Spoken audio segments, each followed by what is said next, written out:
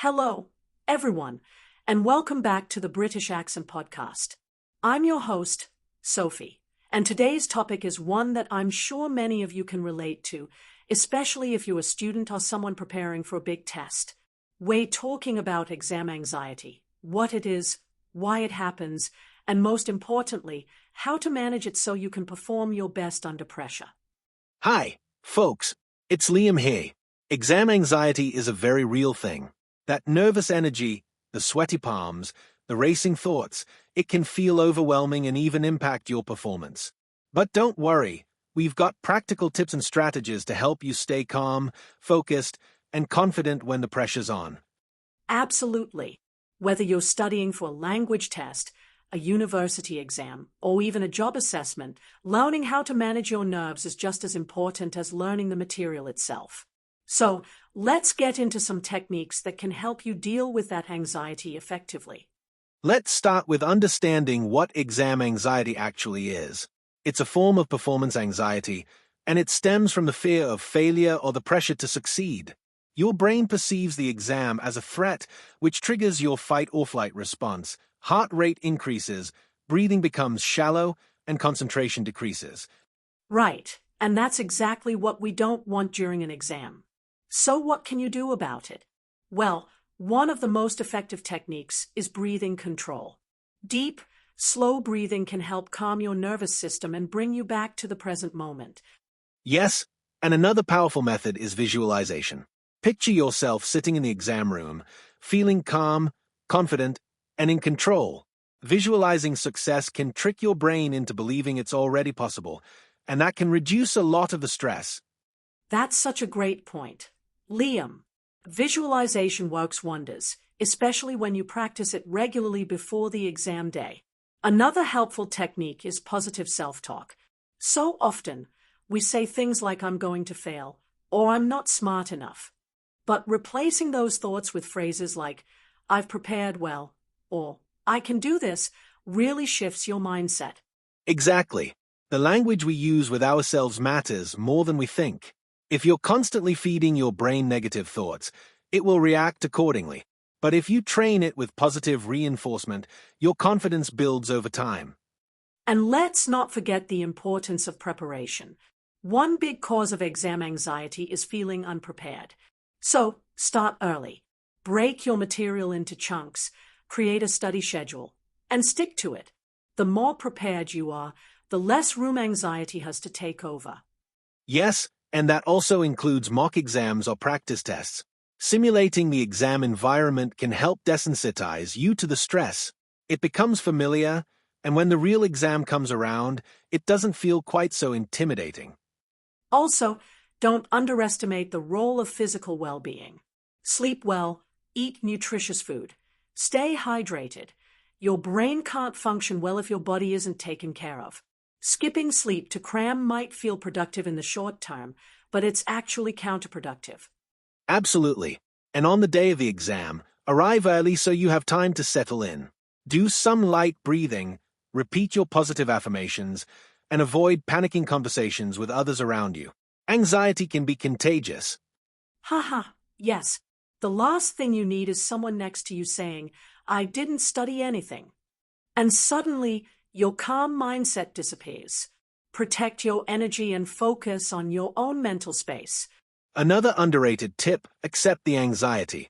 Don't fight it too hard. It's normal to feel nervous before something important.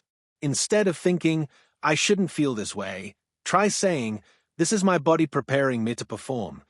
It's a subtle shift, but it really helps. That's such a good reminder, Liam. When we try to resist anxiety completely, it can actually make it worse. But when we acknowledge it and work with it instead of against it, it loses a bit of its power. Exactly. And sometimes it's also helpful to have a little pre-exam ritual. Something simple and comforting, like listening to a calming playlist, stretching a bit, or even having a cup of tea. That small sense of routine can create a feeling of control before you walk into the exam room. Yes, and even after the exam, it's important to decompress. Don't go straight into overanalyzing every answer or comparing with others.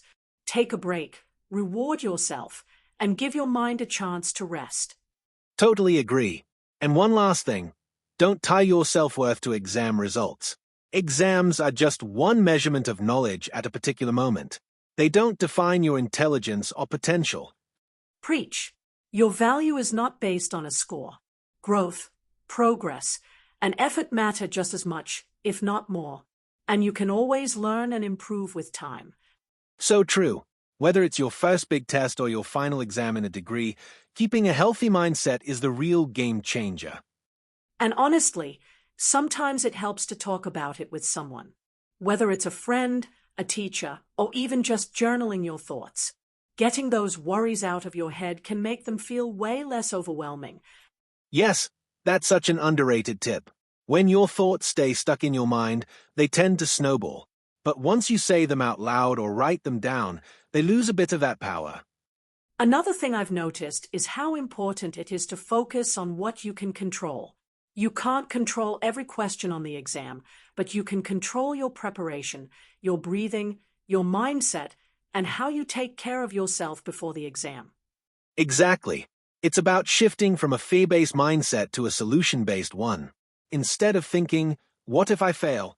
Try thinking, what can I do right now to give myself the best chance? That change in perspective can really reduce pressure. Also, let's not forget about sleep. I know it's tempting to stay up all night revising, but pulling an all-nighter does way more harm than good. A tired brain can't think clearly, no matter how much you've studied. Right. A well-rested brain is sharper, calmer, and better at recalling information. So honestly, getting enough rest before your exam is just as important as your study time. Absolutely. Liam, visualization is one of my favorite tools. Just imagine yourself walking into the exam room feeling calm, confident, and composed. Picture yourself answering questions with ease. It sounds simple, but your brain really responds to those mental rehearsals. Yes, it kind of programs your mind to expect success rather than panic. Athletes do it all the time before competitions, so why not use it before exams? And then there's positive affirmations. Sometimes we need to train our minds to speak kindly to ourselves. Instead of thinking, I'm going to mess this up, try repeating things like, I'm well prepared, or I trust my knowledge. It might feel weird at first, but those positive statements can gradually change how you see yourself and your capabilities. Your mindset plays a huge role in how you perform under pressure. Another thing I've found helpful is creating a pre-exam routine. Something simple that calms you down and signals to your brain that you're ready, like drinking a cup of tea, doing some breathing exercises, or even listening to music that relaxes you. Yeah, I do that too. I always listen to the same instrumental playlist before exams. It kind of sets the mood and blocks out any last-minute panic vibes around me. Exactly. Little routines can become your anchor in stressful situations. They give you a sense of familiarity when everything else feels unpredictable. And don't forget, no matter how important an exam feels in the moment, it's just one part of your journey. It doesn't define your worth, your intelligence, or your future. Totally agree. You're not alone in feeling anxious, but you can learn how to manage it and show up as your best self. That's a really good point. Sophie, exams can feel like the biggest thing in the world when you're in them, but there's life beyond those few hours. Keeping that perspective can take a lot of the pressure off. Definitely. And hey, let's not forget the power of movement. A short walk, some stretches, or even light exercise before an exam can really help release nervous energy and boost your mood. Yes, even just a few minutes of movement can make a difference. It helps regulate your breathing and gets those endorphins flowing. Oh, and hydration. People often overlook how much staying hydrated affects your brain performance. A dehydrated brain is a sluggish brain. True. So many people walk into exams with nothing but caffeine. A glass of water goes a long way in keeping your mind sharp. Right. And if you're allowed, bring a bottle of water with you. It's not just good for your body. It can be a small comfort during the exam. One last thing I'd say is, be kind to yourself after the exam too. Don't immediately jump into self-criticism or try to analyze every answer. Give yourself a break, you've done your part. Absolutely. Celebrate the fact that you showed up, that you tried, and that you did your best. That effort matters more than a perfect score. That's a great idea. Sophie, post-exam recovery is just as important as the preparation. People often forget that your brain needs time to unwind and recharge after being in such a high-pressure state. Exactly. One of the best things you can do after an exam is to do something that makes you feel relaxed and happy, whether it's watching a movie, going out with friends, listening to music, or just taking a good nap. Totally agree. And you know what? It's also a good time to reflect, not obsessively, but just gently think about what worked well in your study approach and what didn't. That way, you're learning from the experience instead of beating yourself up.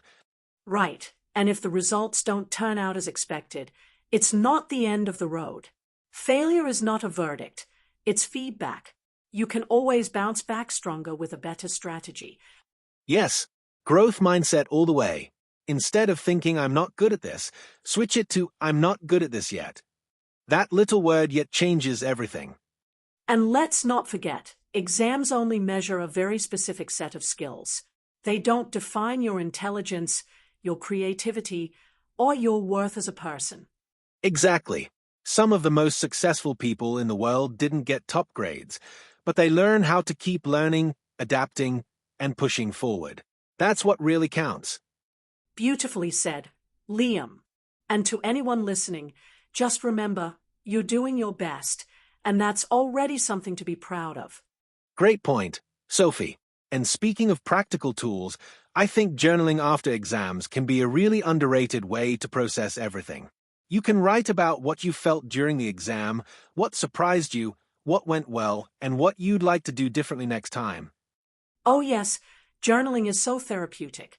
It helps you declutter your mind and gives you a clearer picture of your learning journey. Plus, it's a nice way to track your growth over time. You'll be amazed when you look back a few months later and see how far you've come. Exactly. And for those who prefer something more interactive, mindfulness and meditation apps can be a great help too. Even 5 minutes of deep breathing or guided meditation can lower your stress levels significantly. Absolutely. Apps like Headspace, Calm, or even simple breathing exercises on YouTube can do wonders, especially before bedtime or right after a stressful day. And if you're a more social learner, talking it out with a friend or joining study support groups can be another powerful way to stay balanced. Sometimes just knowing that someone else is going through the same thing helps ease the pressure. Totally agree. You're not alone in this journey. Whether it's pre-exam nerves or post-exam fatigue, sharing your experience can make it feel lighter. And don't forget to reward yourself. Celebrate small victories. Pass a tough subject? Treat yourself to your favorite meal. Manage to study consistently for a week? Enjoy a relaxing weekend. These little things help build positive associations with studying. Yes, rewards aren't just indulgences. They are part of a healthy motivation cycle. Your brain loves positive reinforcement. It's how habits are built. And speaking of habits, even incorporating just 1 or 2 stress-reducing habits regularly can help build emotional resilience over time. It's not about doing everything perfectly, it's about finding what works for you and sticking with it. That's a great segue, Liam. Visualization is another technique I really love. Before an exam, you can take a few minutes to visualize yourself walking into the room confidently, answering the questions with focus, and feeling calm throughout. It can really trick your brain into feeling less nervous. Yes, athletes use visualization all the time, so why not students too? It helps you create a mental blueprint of success. And when you've seen yourself succeed in your mind, it becomes easier to replicate that in real life. Exactly. And if you combine that with progressive muscle relaxation, tensing and relaxing each muscle group slowly, it can bring your body back to a calm state really quickly, especially when those pre-exam jitters kick in. Right. And let's not forget nutrition and hydration. Your brain needs fuel.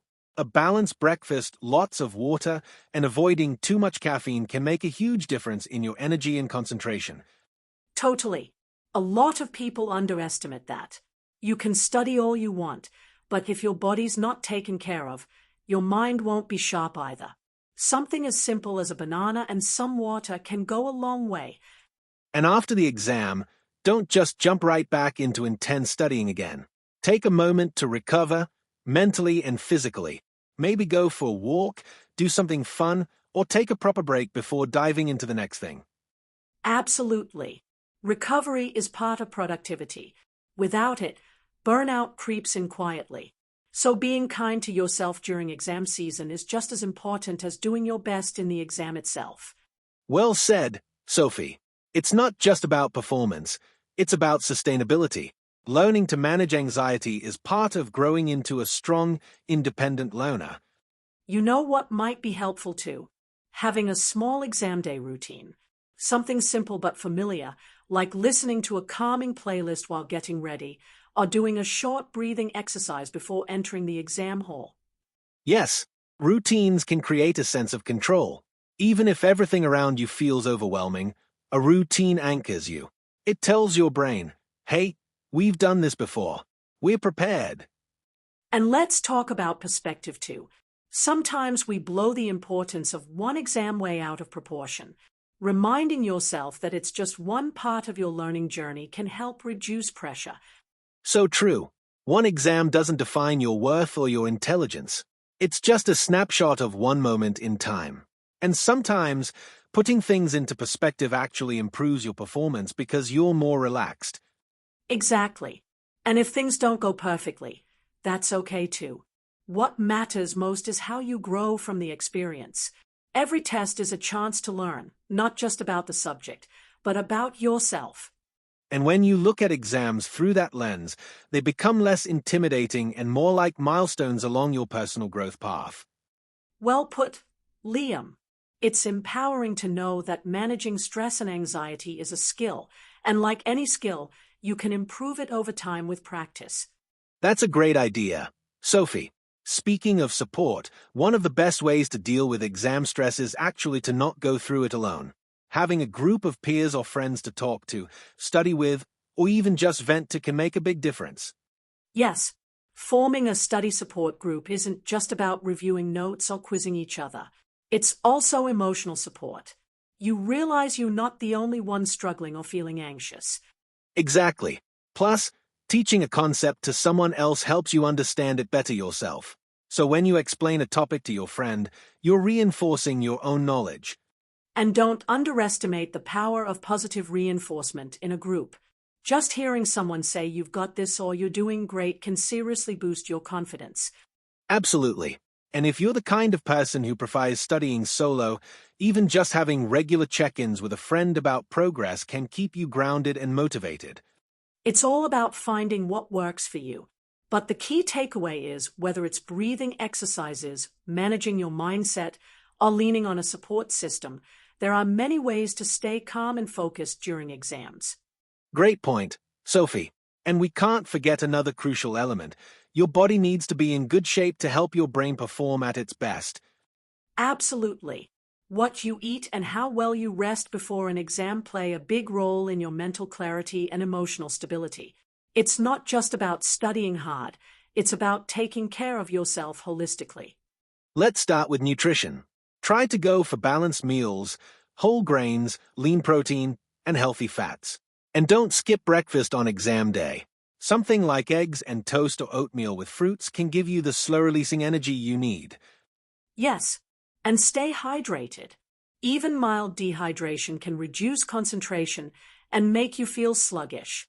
So, keep that water bottle nearby while studying and especially on exam day. Now let's talk about rest. So many students try to cram the night before and sacrifice sleep.